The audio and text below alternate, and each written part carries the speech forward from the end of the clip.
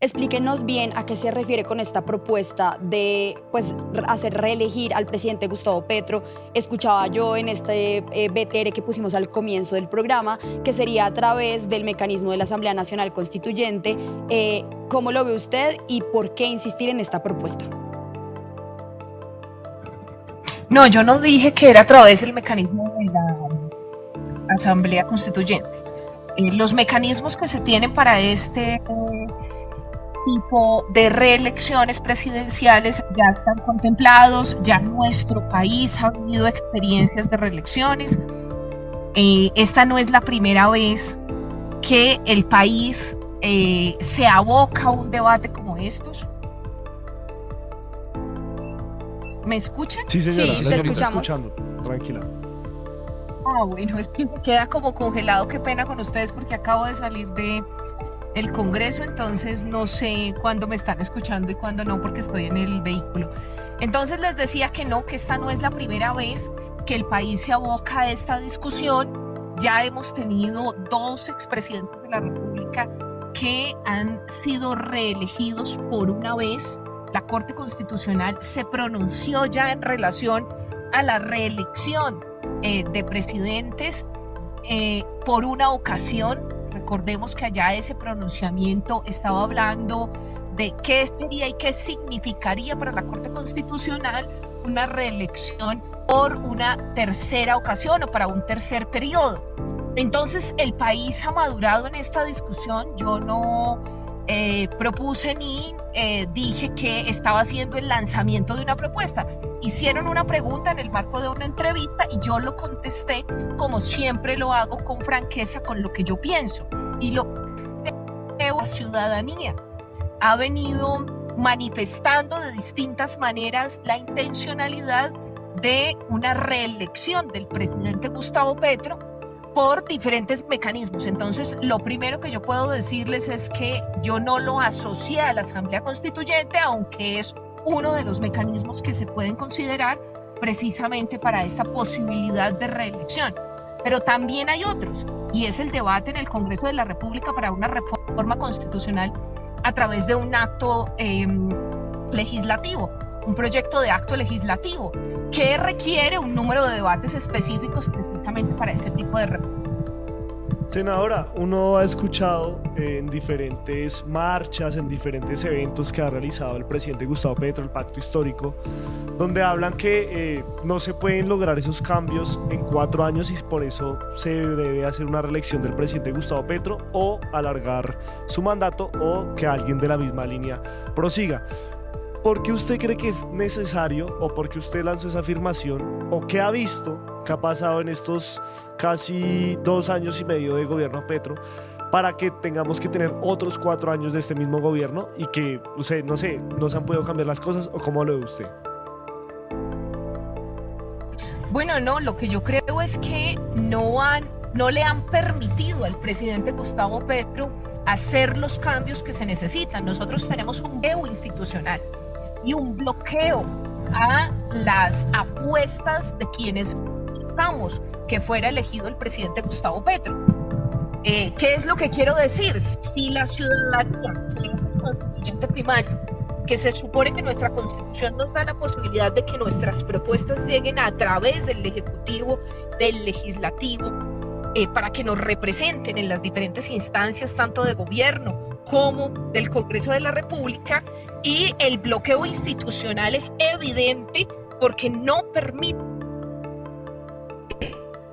Mi pregunta es, ¿no se puede reelegir una persona que más que un acto de continuidad, lo que quiere es que se cumpla el mandato popular, el mandato que se dio cuando se eligió al presidente Gustavo Petro y llegó a la Casa de Nariño? Lo que yo estoy diciendo es, si no es posible en 4 años porque hay una inercia al cambio, yo he escuchado de muchos sectores que llevamos 2 años en este nuevo gobierno y todavía hoy no reconocen que el presidente Gustavo Petro sea el presidente de la República. siguen insistiendo sectores muy poderosos de este país. Yo lo he denunciado en varias ocasiones. Empresarios que le siguen pidiendo a nuestros generales un golpe de estado militar. En ese estado, en esa situación es muy difícil gobernar. Entonces lo que yo he venido planteando es: no tenemos gobernabilidad, no hay gobernabilidad, y por lo tanto constituir esa gobernabilidad para un exguerrillero, para una persona de izquierda, para un ambientalista, pues se toma mucho más tiempo que si hubiera llegado alguien de derecha. No es lo mismo. Esa institucionalidad estaba creada para la derecha, estaba adaptada a la derecha. Acabaron con toda la institucionalidad agraria. Hoy lo vimos en la Comisión Quinta del Senado en un debate de control político, que fue más un juicio político al expresidente Álvaro Uribe por la firma del TLC con Estados Unidos. El debate era sobre maíz y la principal conclusión fue que el señor Álvaro Uribe les acabó con la institucionalidad agraria y acabó con el agro en Colombia. Y hoy quieren entonces que la economía del país esté bien, que tengamos acceso a alimentos a bajo costo. ¿Cómo va a ser eso posible si nos definen en una bolsa en Chicago el precio del maíz? ¿Cómo vamos a tener control y soberanía de nuestros alimentos? Dijeron que esa no era la prioridad y entregaron nuestros alimentos al mercado internacional.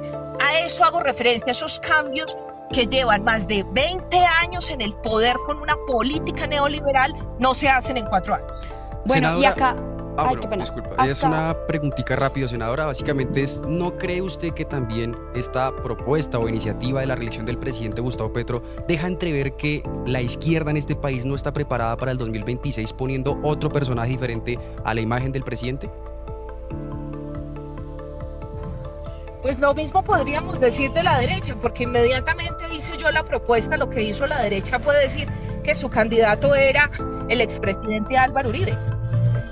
Entonces decir que no están preparados. No, lo que pasa es que crear un liderazgo con la fuerza necesaria para una disputa electoral se tarda años.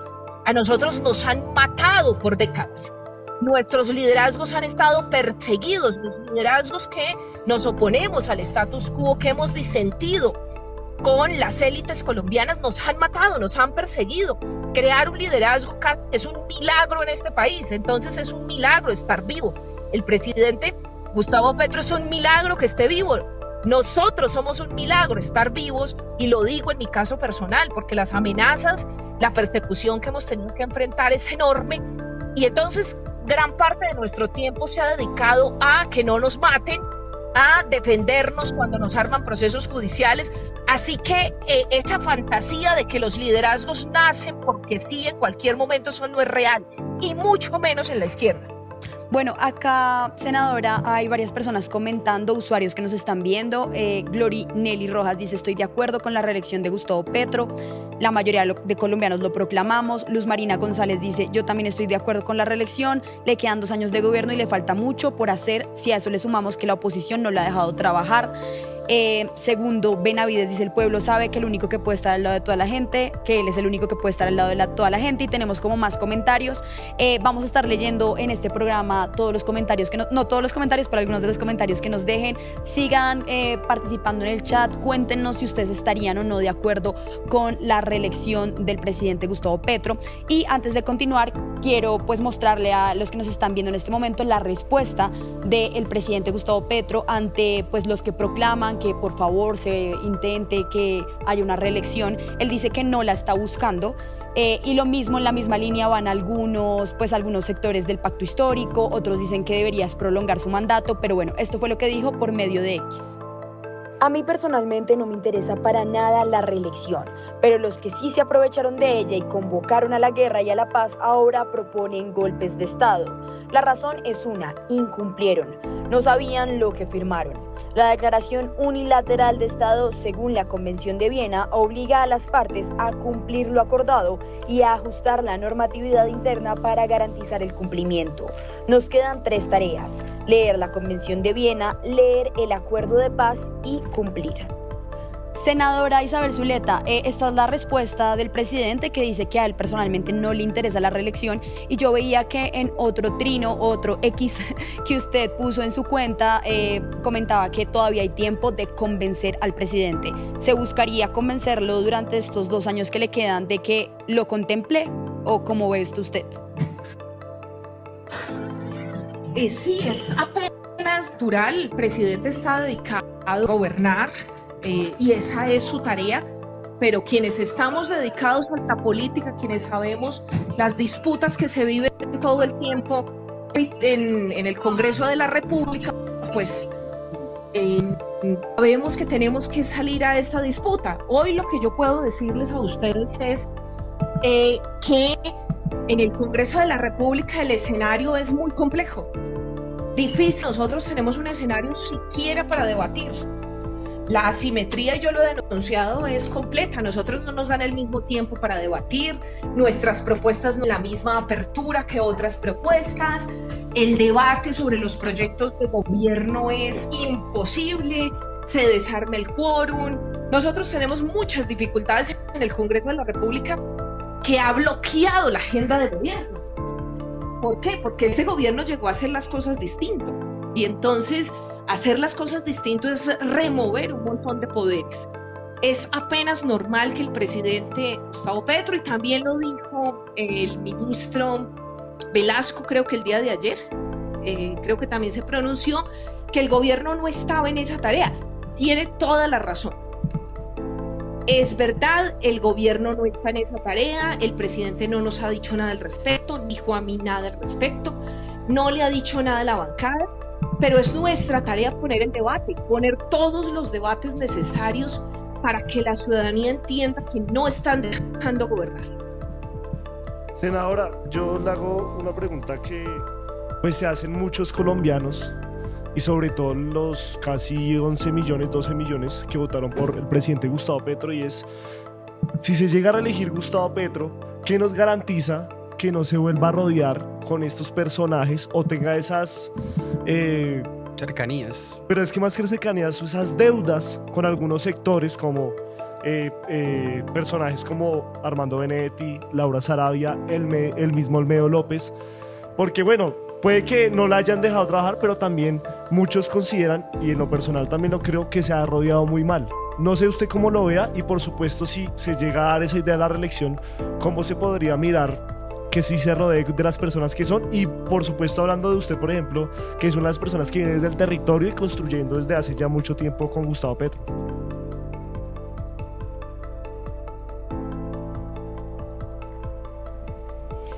Pues realmente lo que yo considero es que este proyecto político es diverso, y esas personas son distintas de nosotros, evidentemente tienen una trayectoria distinta, tienen una forma de ver el mundo distinta a nosotros, pero es lo que hizo posible este proyecto político. Si fuera solo de activistas como yo, que nunca habíamos participado en la política electoral, no habríamos ganado la presidencia, y yo nunca habría sido senadora, porque el grupo empresarial antioqueño me lo habría impedido, porque en Antioquia habría sido imposible que yo saliera electa en cualquier espacio, en cualquier curul, así fuera de un consejo, de una alcaldía. No habría sido posible porque los poderes que he enfrentado no lo habrían permitido. Esa diversidad de este proyecto político es lo que nos llevó a la presidencia de la República y a tener hoy una de las bancadas más grandes, que no es suficiente, que no tenemos el poder, que también por Twitter o por él discutía de que ese ánimo por él es permanente. Y yo decía, ¿cuál ánimo por el poder? ¿Cuál es el poder que realmente tenemos? La ciudadanía tiene que analizar realmente que llegar a la Casa de Nariño no es tener el poder, ni siquiera tenemos el poder del gobierno completo, porque hay un montón de eslabones intermedios y bajos que no han cambiado, que siguen pensando dentro del gobierno como en el pasado, que obstaculizan. Yo he visto cómo le han cambiado una coma a un decreto, he visto cómo han retrasado procesos, y no son nuestros ministros, ni quienes le siguen, ni sus viceministros, no. son los operarios, digamos, del Estado, de la institucionalidad. Entonces, cambiar eso nos va a costar mucho y va a costar mucho tiempo. Y evidentemente han impedido los cambios. Yo sí creo que esa diversidad debe permanecer. También creo que ha habido muchos errores, pero nadie, por la pregunta que me estás haciendo, nadie va a asegurar que las personas que lleguen a un proyecto de estos sean impolutas, sean perfectas. Lo que sí hay que asegurar es qué se hace con esas personas que practican actos de corrupción, qué se hace en este proyecto distinto de otros, no la calidad de las personas, sino lo que hacen en el proyecto político y a quién les sirven en el proyecto político. Evidentemente, en una posible reelección del presidente Gustavo Petro, las condiciones serían distintas, la situación hoy del país es distinta. ¿Y por qué mencioné yo hice esta propuesta? Si ustedes se fijan, la derecha viene con una narrativa, ha venido instalando una narrativa de aguanten, señores, que el 2026 está a la vuelta de la esquina, lo que tenemos que hacer es obstaculizar, mentir, sacar noticias falsas, tergiversar. Aguanten que en el 2026 retomamos relaciones con Irán, retomamos relaciones con Israel, retomamos relaciones para hablar entonces en contra del pueblo palestino, solo por ponerles un ejemplo. Tranquilo, sector energético, que esta gente que quiere cambiar la tarifa de energía porque los pobres necesitan una tarifa justa, porque el país no puede seguir aguantando los generadores de energía de este país, tranquilos, aguantemos. En 2026 esto se acaba. Pues lo que yo quise decirle a esa derecha es, esto no se acaba en el 2026, nosotros vamos a seguir luchando, este proyecto político es de dignidad y es de largo plazo. Eso fue lo que quise decir y lo voy a mantener. Yo creo que es importante que ellos sepan que nosotros no estamos aquí vencidos por la encerrona que nos viven haciendo desde el Consejo de Estado, desde las Cortes, hasta pasó por el Congreso de la República, desde la institucionalidad, especialmente con la Procuraduría. La encerrona es total, enfrentar es una que requiere de que sepamos a quién estamos.